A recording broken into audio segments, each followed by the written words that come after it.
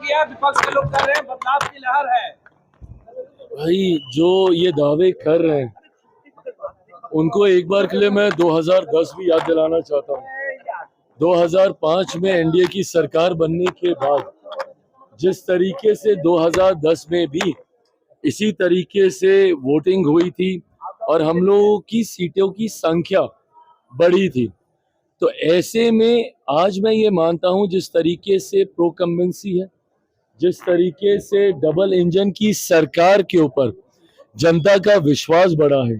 पिछले एक साल से मेरे प्रधानमंत्री जी ने जो निरंतरता में बिहार आकर बिहार और बिहारियों के लिए योजनाओं को समर्पित करने का काम किया, इसने विश्वास बढ़ाया है हमारी डबल इंजन की सरकार के ऊपर।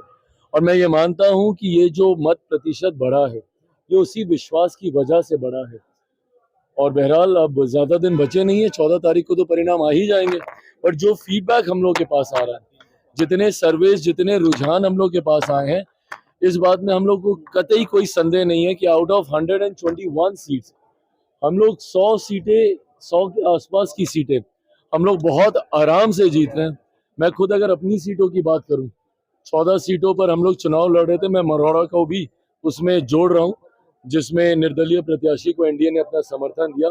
अगर मैं उनकी भी मैं बात करूं तो 14 की 14 सीटों पर कल रात भर तक हम लोग फीडबैक ले रहे थे, 14 की 14 सीटें पॉजिटिव हैं और मैं मान रहा हूं कि ये सीटें भी हम लोग जीत रहे हैं।